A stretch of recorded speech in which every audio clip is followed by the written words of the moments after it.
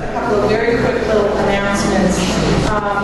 The Annapolis bookstore very graciously provided the books for sale today, and happily they've run out, which is great. I recommend the book to you. It's a very, very comprehensive look at all these issues that we've been talking about this morning.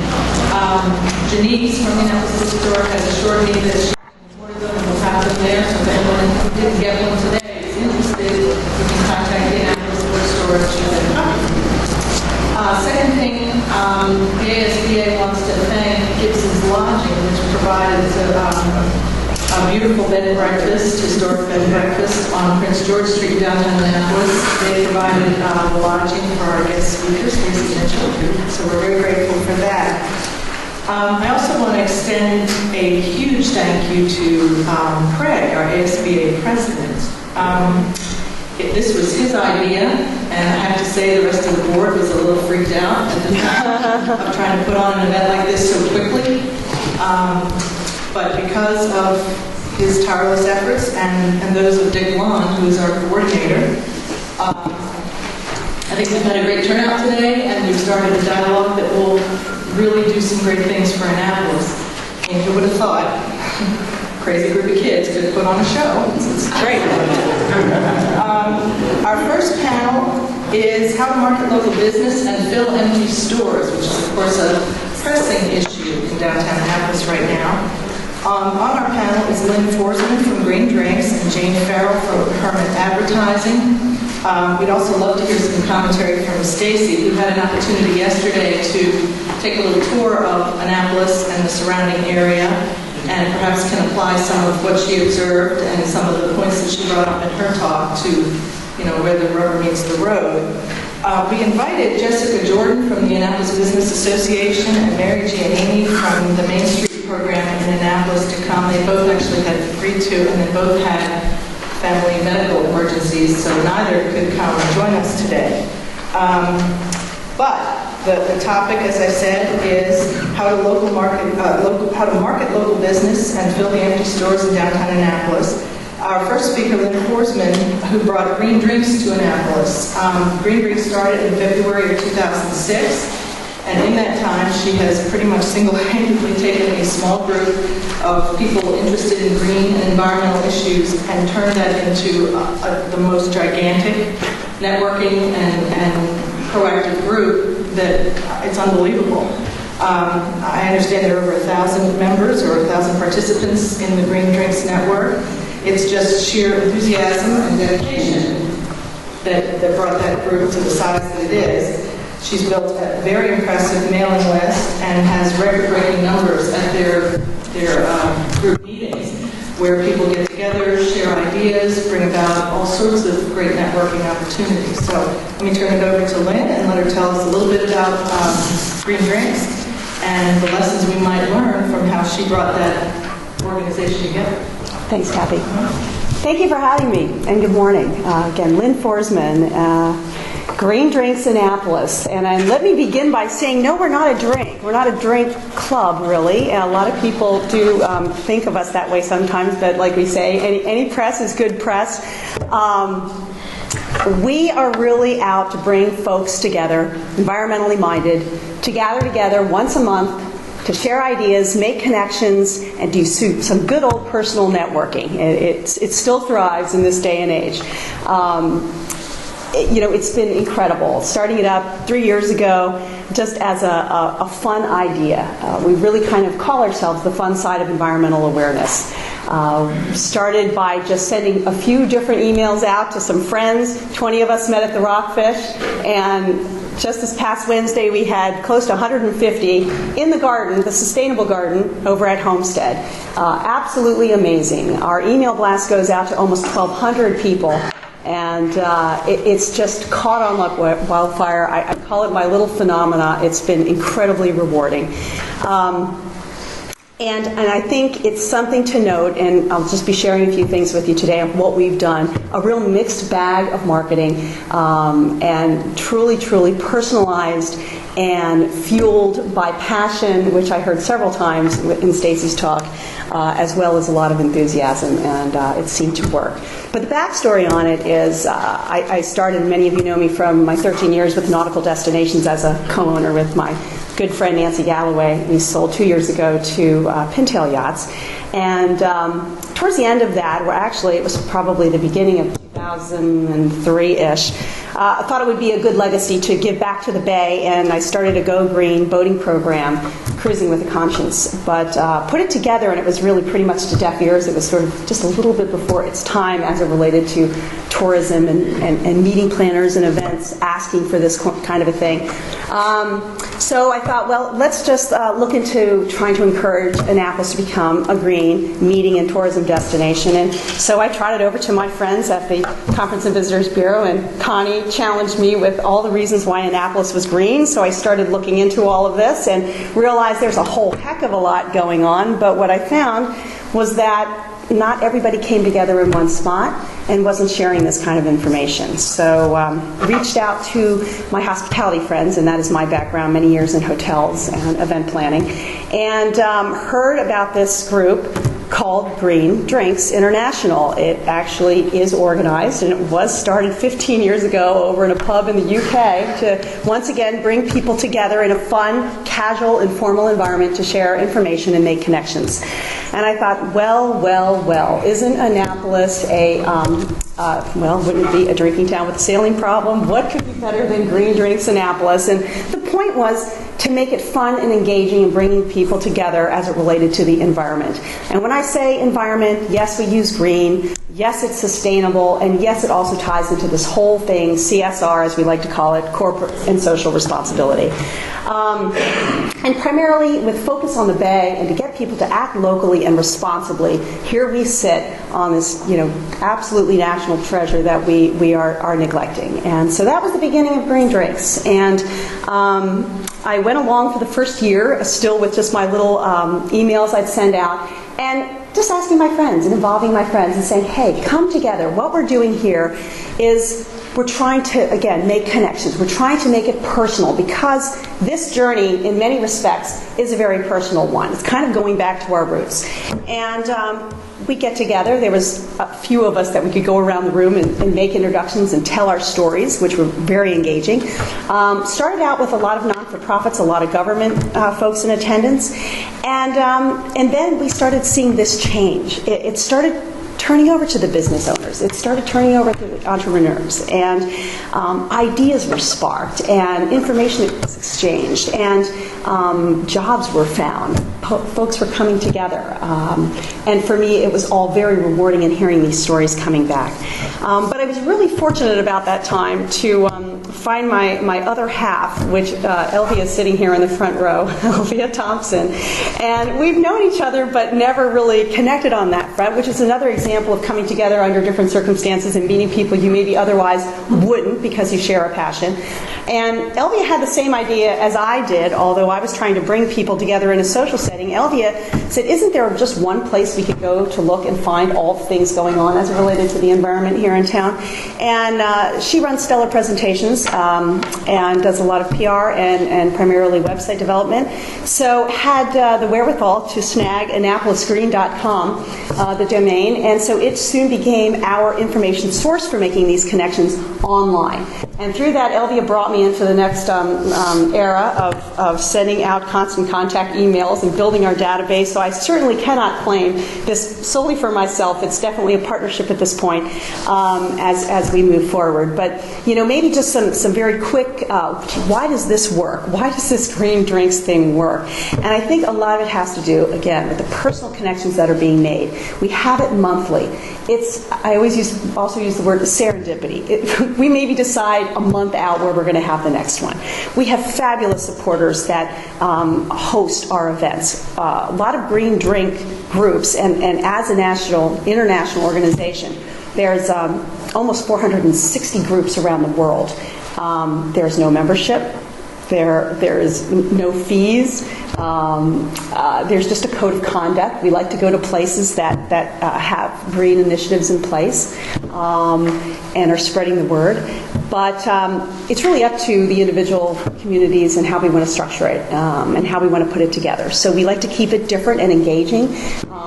There's good and bad with growing so quickly because we now really have to, we can't do the personal introductions as much. We have to have it more be just name badges and sharing information and putting information out. But I think I'm running over, and it's again personal connections and tapping people in locally. So as it relates and looks to the to what you're all doing here and creating a community, finding and generating the spirit that we need to resuscitate our downtown and get people to buy locally. We want to be in partnership with you. It is communities and partnerships and sharing information, and we hope we can be that connection for you. And before I lose my pulpit here, I have to say our next Green Drinks will be on Earth Day, which is April 22nd, and we are trying to top a world record that was set in Melbourne, Australia last year of 1,800 attendees. So we're joining together all of our Green Drink chapters in the Chesapeake Bay watershed to simultaneously hold it on Earth Day. We're going to be over at the Severn Inn from 5:30 to 7:30, and we are going to be dedicating this to the Bay, awareness for the Bay, and action for the Bay. And if you're interested in more information, it's AnnapolisGreen.com. That's our website, and we will be telling you much more. So, and Elvie and I are here to ask questions afterwards. So, anyway, thank you so much. Just so everybody knows, we're going to, as time permits, allow time at the end of each panel for some questions, and then there'll be a general question and discussion time at the end of our agenda. So let's move next to Jane Farrell. Jane is a senior account executive with Permanent Advertising here in Annapolis, and she's going to talk to us a little bit about social networking tools in marketing a small business and the creative use of advertising and marketing for small locally owned businesses. Thank you very much. It was very interesting what Lynne talked about here and the expansion of Green Drinks and bringing people together to meet in person. What's more interesting than that is that Lynne and I hooked up through a new social networking medium. She didn't know me. I began to hear about the buzz through social networking tools. Now, many of you are aware of traditional advertising and marketing methods. Certainly my company, if you aren't familiar with us, we're on West Street, and we've been around for 30 years, helping some of the biggest companies in the country, as well as some of the biggest law firms in the country, reach out and do their marketing online, print, radio, television, all of the traditional tools that we've come to know and love. However, like every growing and evolving business, we understand that things are now taking the next step. In today's economy, which is quite tight as far as advertising and marketing budgets, we feel that the best thing that we can do is work with our clients to look at all of the things that are out there, things that may cost you a couple bucks here or there, and things that are absolutely free of charge. All it takes is your dedication and time from a business standpoint. The good news is that your prospects are already out there and using it. Lynne and I connected through something called Twitter. How many of you have heard about Twitter? How many of you are already Twitter users? Very good. I know Twitter. The interesting thing was how many hands I saw come up saying, I've heard about it. Because Twitter is very new. Would you believe that this is something that is growing right now in this market, 30% a month? As of March 1st, just in the U.S. alone, and remember, Twitter is a global social networking online device, if you will. It has 50 million users. 50 million in the U.S. alone. and it's free. And I can tell you that here in Annapolis, we have thousands and thousands of folks using it, either coming in or residents, people looking for something to do, something to eat, someplace to drink, someplace to meet up with friends. We have lobbyists using it. We have all of our legislators are using it. And every single media outlet, television, radio, and newspaper in this market, Washington and Baltimore, have Twitter accounts. They're not doing it because they think it's fun and they want to waste some time. They're doing it because they know they're connecting with their prospective customers and their constituency. We heard a lot about today the importance of local businesses, and I can tell you, growing up having the very fortunate experience of growing up in the Midwest in two towns that had a very neat, vibrant downtown walk around, know your neighbors feel to it. One was a college town, Athens, Ohio, and the other was a town outside of Cleveland called Chagrin Falls, which is quite famous for its small town Connecticut Western Reserve feel and a very vibrant business community for several hundred years. Annapolis is very unique. It is almost laughable when you think about certain concepts that are going on throughout the country of the town square, town hall, town center feel that kind of became popular after the love affair with the mall began to decline a bit. It was to get that down-home feeling. We've got it here, folks. The real thing. We just need to make it work.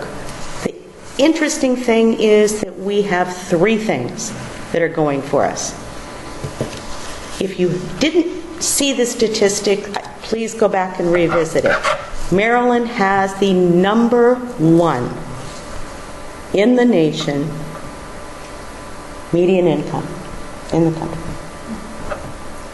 You know, we've got it here in our backyard. We are one of the biggest tourist destinations, certainly in Maryland, and having a huge, huge potential now that people are kind of downsizing their family trips. We're getting more and more, as I'm sure that Stephanie from the Visitor Center will tell us, we're seeing more and more families coming here and spending their vacation dollars in Annapolis probably than ever before. I see it outside my West Street office every day, and people are having a good time, and yes, they're spending. We've got the location. We've got one of the most picturesque locations, certainly anywhere in the country. We've got three things going for us. We need to create the buzz. Through social networking tools, we can interact with our customers. We can provide a better customer service experience. 2 days ago on Fox 5 in DC, they talked about how every major corporation, from Blue Cross Blue Shield to Delta Airlines to Southwest Airlines, are now using Twitter. Again, a free social networking service in order to elicit customer feedback. You no longer have to call on the phone, punch 500 buttons, and wait for 45 minutes to Muzak. You can put in your 140 character or less basic text message, is what it is, saying, I need something, I need this kind of service, and that company will call you back. I'll tell you the types of things that I'm seeing here that work in Annapolis. We have businesses like Candles Off Main, We have potential for restaurants such as Craig's, Cook's Cafe, the CSA. We have Ram's Head. We have Herman Advertising. And we've got thousands of other folks coming in and out of town, texting each other through Twitter, asking, where's a good place to go to dinner? When I'm sitting around thinking that, Joe Smith, who happens to be one of my followers, who I don't know from Adam, he might be a legislator, he may be somebody in here who's doing some lobbying, maybe he was here this week to have one of the many meetings that were going on around town. He wants to know a good place to eat, grab some lunch, have a drink. I throw my 2 cents in. It's a town hall forum. Nobody's right, nobody's wrong, but it's a great way to connect with people. Brian and I were talking a little bit ago. Brian, your clientele is really across the board as far as professionals, students, young, old, and they are a perfect market for the new social networking medium. Half your folks are in there on their computers every day. The others are probably trying to tell the people that are running late that they want to meet with where they are, because the people are on the road somewhere and don't know that Jane Farrell is over there waiting, holding a table. Please meet me over here before we go over and lobby, before we go over and do something else. So anyone who is looking for answers in this particular environment, in their business environment, please expand the horizons, look at how you can connect. Your customers are looking to connect with you, your constituency is looking to connect with you, and it's all happening any time of day or night for you. Thanks so much, and any questions I can answer, please grab me, or we'll have some questions after the event. Thank you, Jane. Now we're going to hear a few thoughts from Stacie after your visit and your perusal of the town, and how maybe some suggestions you might have for filling those vacant stores and building Annapolis back to the kind of place we'd all be proud of. Yeah. Well, I've had the floor a lot, so I won't say very much at all, and I've given you a few of my ideas. I did want to, I talked a little bit about having a concerted strategy around local business development. So sort of figuring out what it is that you need, and looking at your capacity and your vacancies, and doing the kind of market analysis, which is something that you can do on your own through tools that are available online. The University of Wisconsin Extension Service, for example, has a very good online tool for doing local market analysis. And you can do customer street surveys and so forth. But coming up with those particular kinds of businesses and the sort of mix that you'd like to see, one of the organizations that I think can be really the point organization for that sort of process would be the new Main Street program that's starting up here. Some of you may be familiar with Main Street programs already, but just to give you a quick overview, these are programs that have been started in about 1,600 communities around the country, and it's everything from small town downtowns to neighborhood business districts in big cities that have a Main Street program. So it works across a variety of different business districts, and what it really is basically a framework for economic development. And it's a 4-point approach, and typically a Main Street program will have 4 committees that each take on these 4 points, and then an executive director and other staff who carry that out. And the 4 points are, one is economic restructuring, which is that market analysis and figuring out what is your downtown, what should it do economically, and how do you go about that. The second is the built environment, making sure you preserve your historic resources, but also looking at pedestrian access, for example. Other things, traffic and parking issues, all of those things.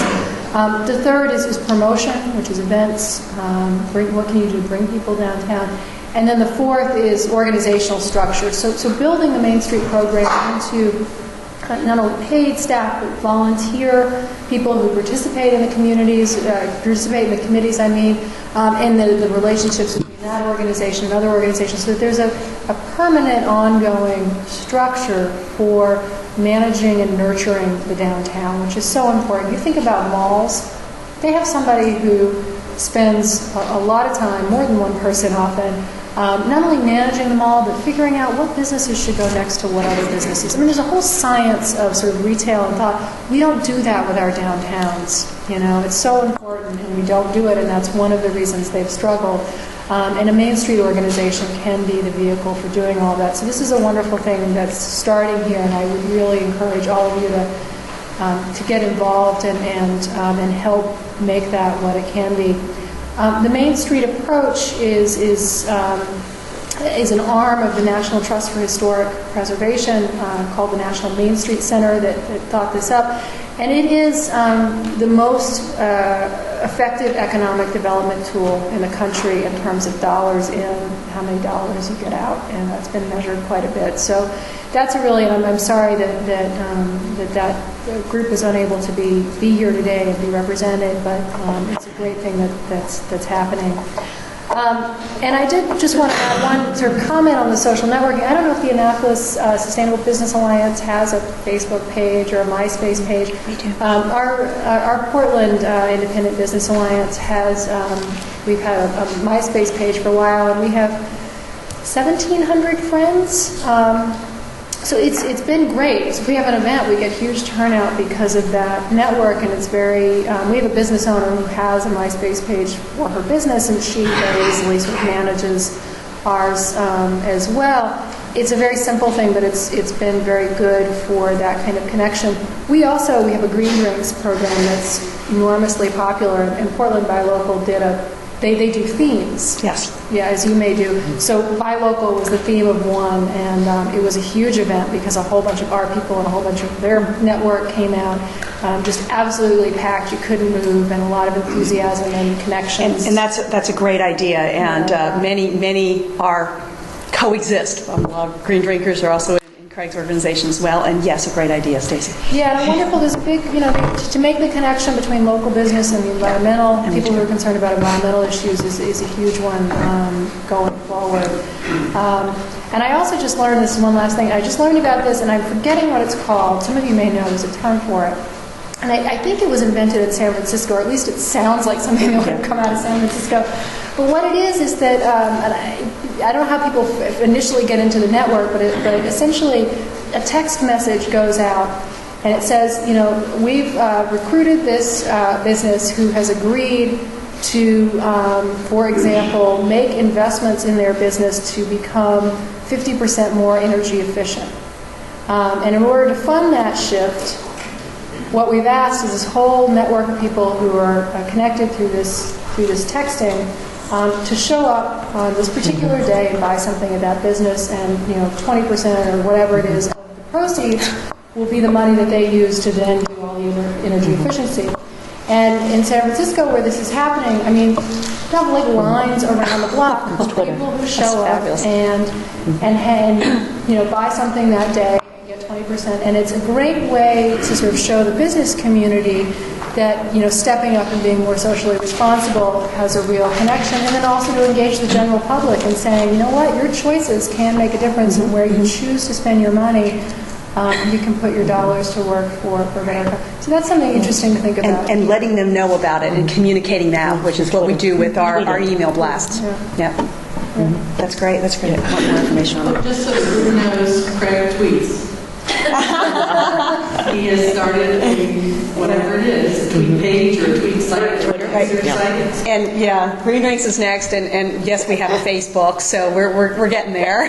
My partner in Mixed Greens, Ann Johnson, also set up a Facebook friends group for Mixed Greens. So we're testing the waters ourselves. But an example too is on Wednesday night we were over at Homestead, and upon everybody signing in, they offered us a 20% discount coupon, and they had a good night. It really works. It's bringing people together. They had a very good night, didn't they? They had Jane can attest to it. They had too good of a night. Two discounts. They do, and for this panel before we move to the next group? Oh, Yeah. Which one's Dick? For the people that don't know, can you explain exactly what Twitter is about it? In other words, what is Twitter? I'll be happy to. Thanks. Twitter is basically an online, you can use it from your web, your computer, or through your internet-enabled cell phone. It is basically instant messaging or sending out a quick 140 character or less message. I'm Jane, I'm in town, where's a good place to eat in Annapolis? You know, if that's 140 characters or less, I'm not quite sure. Unlike Facebook and my page, your Twitter account followers, this is after you sign up with Twitter, and the people you are following. Unlike Facebook, where people you probably connected and known through your business and in your high school and your college lives and your family, Twitter are people who you'd like to know. They're not people that you've ever made a face-to-face connection with, but for whatever reason, they sound interesting. It could be because they represent your congressional district. It could be because they are a person whose interests are very much shared with yours. You live in the same hometown. You like to sail. You have a couple dogs. You're in the same profession.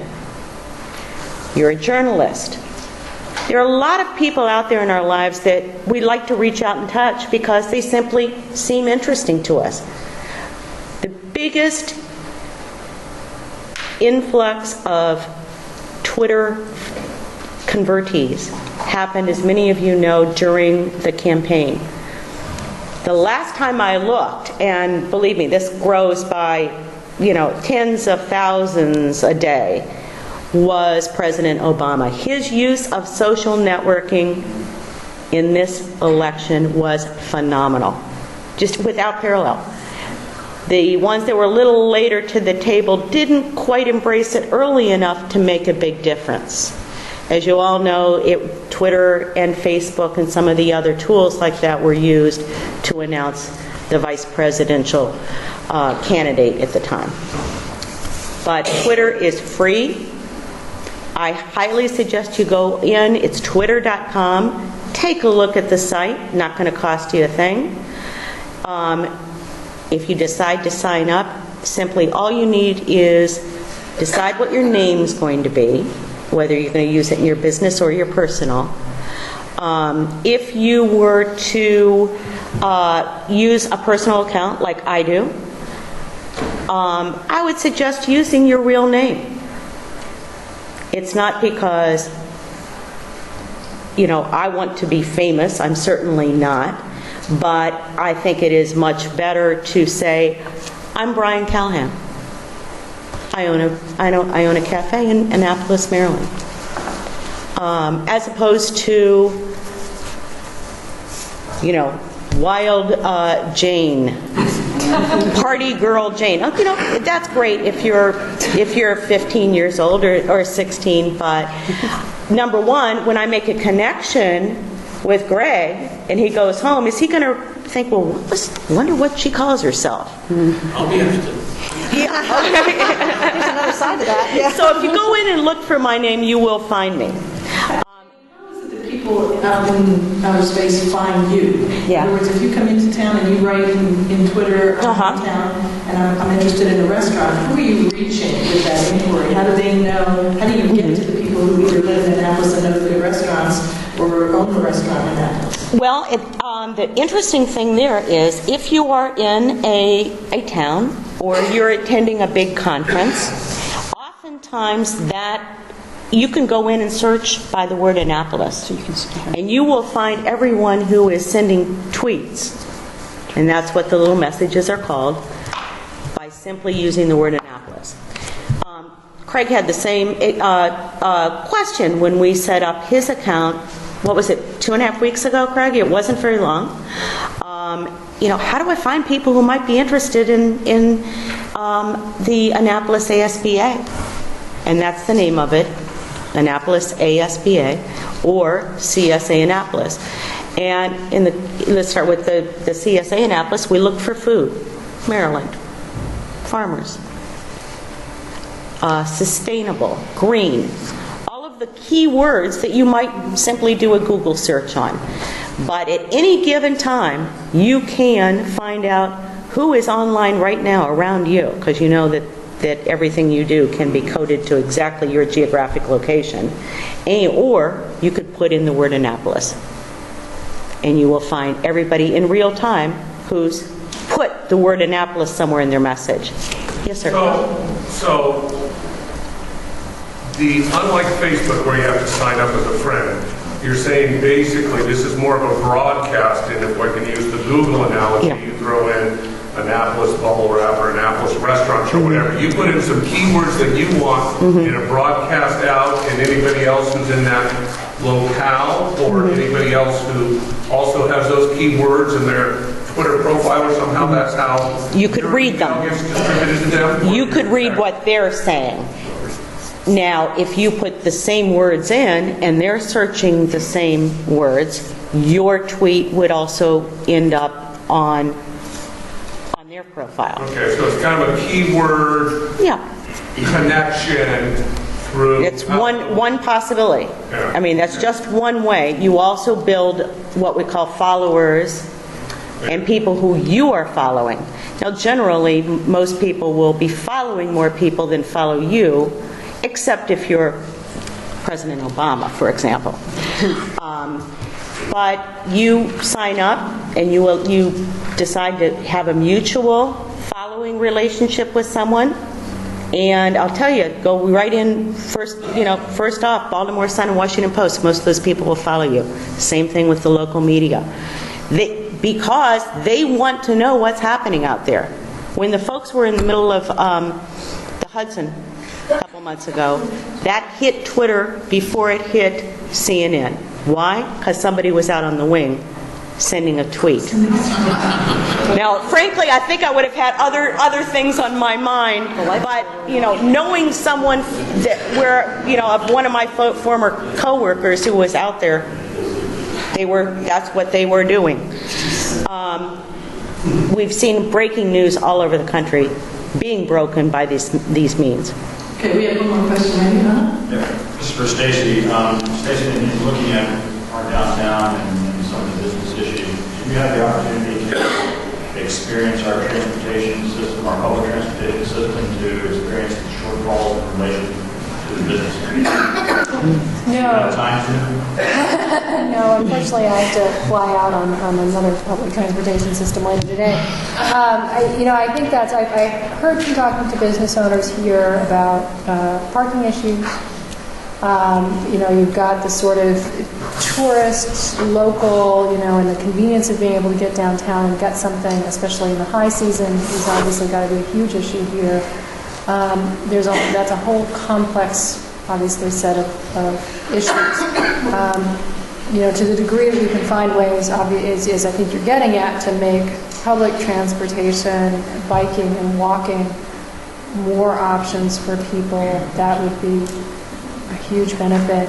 The parking issue, there are people who are really, the danger with getting into the parking thing, what you've seen downtowns across the country do, is, business owners often say, well, we can't get anybody because everybody goes out to the mall because they can park there easily and they don't want to come downtown, so let's level this block and create a surface parking lot.